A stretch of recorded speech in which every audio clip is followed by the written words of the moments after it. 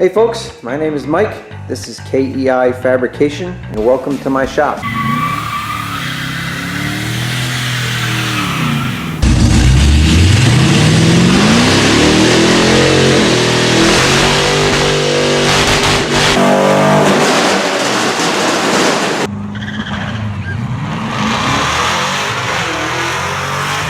has the ladder. As long as it's tied down well enough, I guess it'll be all right. I guess that means he's got to step up on him. Yeah. Well, he certainly has more than a step up on the sides of that ladder. He's going to take.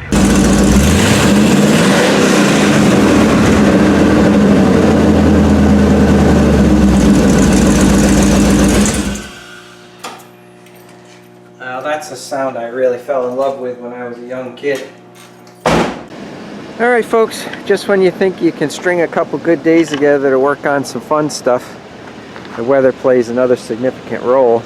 Just a couple days ago I had 22 inches of snow here. Temperature was in the single digits to below 20 Fahrenheit for most of the time, all the way up until yesterday. Yesterday the temperature went up to 51 degrees. We got 2 inches of rain, and then it dropped to 23 degrees and the rain turned over to ice and a little bit of snow. So the good news is we shouldn't have to do much with this one. The bad news is the icy conditions last night made it treacherous for people in the area. So now hopefully we're back at it. Alright folks, just got back from the parts store. We're going to be needing that in a little while, and some of that. Alright, so as I said earlier, I was out for a couple of weeks because I did manage to catch COVID. So as I said, I was sick for a couple of weeks and I had to wait to do videos so I didn't sound like General Grievous all the time.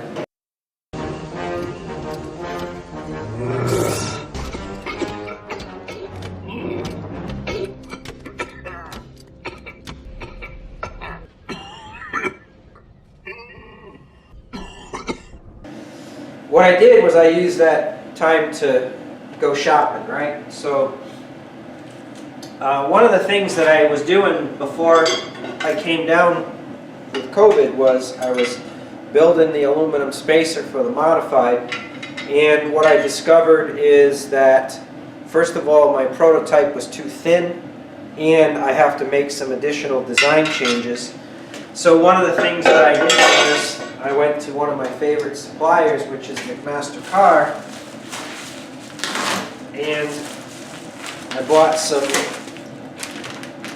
half-inch thick aluminum discs that are the right diameter so I could make a new one of these the right thickness and make the design changes and still get my brake spacing correct.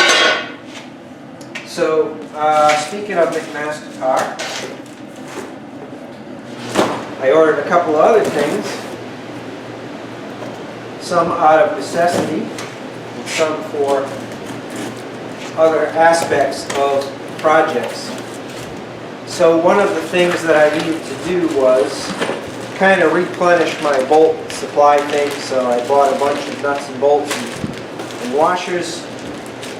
I've got new high strength rod ends for the front end on the modified. Let me just show you where they're going. So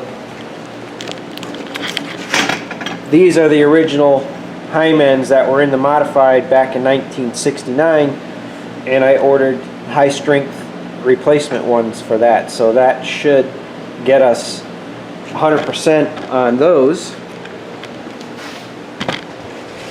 So there's a couple of those, more washers, and nuts, and bolts, and the other thing I had to do was I had to buy a left-handed tap for the 3/4 fine thread because I had a little bit of a catastrophic failure here, and I did the old weld the nut on it to extract it. Thank God that worked, because it would have really ruined a very expensive piece of material that I was working with. So I got a new tap for that. Alright, so that's the majority of what came from McMaster Car. Alright, speaking of the modified, last but not least, I bought the proper socket for the spindle nut, which I'll show you in a minute, just so I can ensure that when I put this thing back together, it's not going to be basically a chisel and a hammer. So if you look at the spindle nut down here,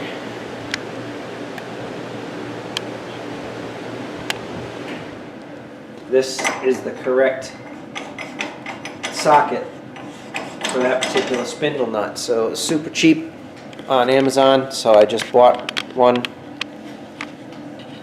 and hopefully that'll keep us in good shape when we put them all back together, because every single wheel bearing on the modified, front and rear, uses that same kind of deal. So that's the extent of what I purchased for the modified, just to get us over a couple of hurdles on that. Now let's take a look at what we bought for the Mazda. Alright, so what I needed to do for the Mazda, because I am using the lowering blocks on the rear end, and we're making some changes back there in terms of ride height, it was necessary to order these.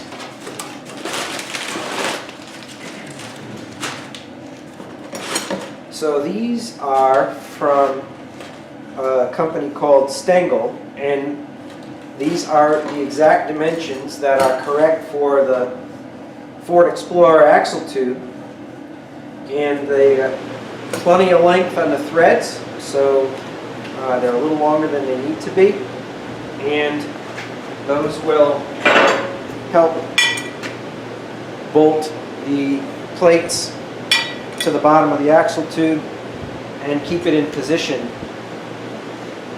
So this website was called Jack Stengel out of Whitehall, Pennsylvania.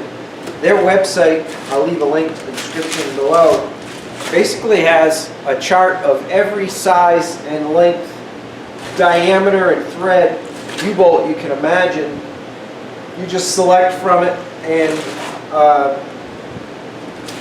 the basic dimensions, the inside to inside, the total length, and then the thread, and it comes with the washers and nuts, and they show up in 2 or 3 days. So I thought that was fantastic.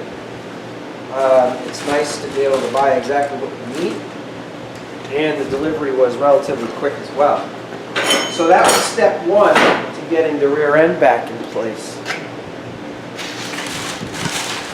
So this I'm kind of excited about right here, because as you've heard me say in the past, I had a reliability problem in terms of my positive traction rear end. So the solution to that was certainly to build a rear end that had a spool in it, but it's a terrible solution for something that's going to be driven a lot on the street. So I came to the conclusion that it's worth just doing what I should have done way back when, but I was being too cheap, and that is rebuild the clutches. So this is the Ford Performance equivalent from both Yukon gear and USA standard gear. And I bought all new side gears, cross pin, and the rebuilt clutch packs. So this should more than solve the issue with what's going on. And then another thing I did was, and I've seen a lot of information on whether or not this was a good idea, The green spring is the heavy duty spring, and I've seen a lot of people say I couldn't get it in, I couldn't get it to work.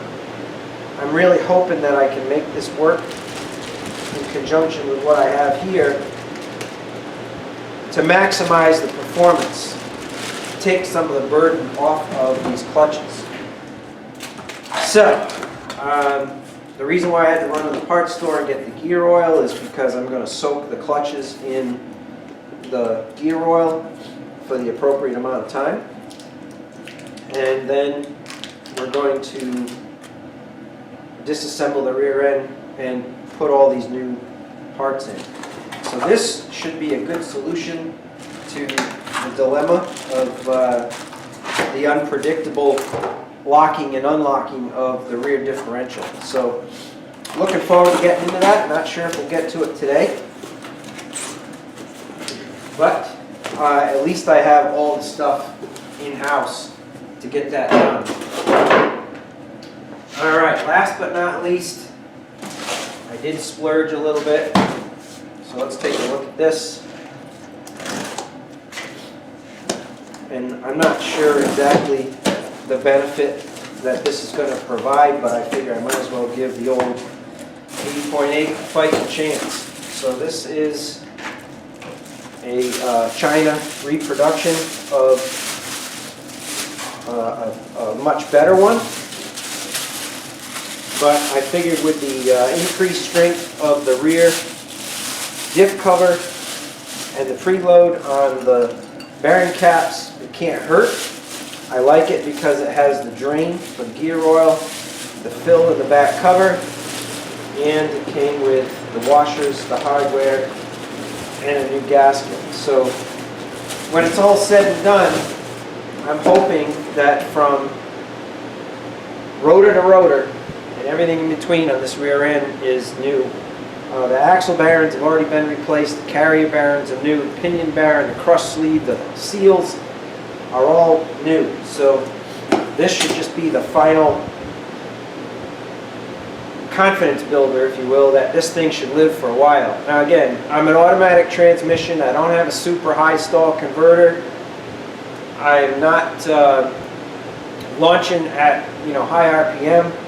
I will have slicks on it, but I don't think I'll be exceeding the limits of anything here that even 28 by 10 slick with the power that I'm making and being an automatic with a relatively stock stall speed converter, I should be good. So hopefully a couple of months from now we won't be second guessing that decision. Alright, so that's kind of what I did for while I was not feeling well and stuck in the house. And now there's no excuses but to start installing some of this stuff. Alright, I got a tremendous amount of work to do here, so I'm going to start out slow and taper off. Alright folks, that's it for this time. Remember, if you can't be good, be spectacular.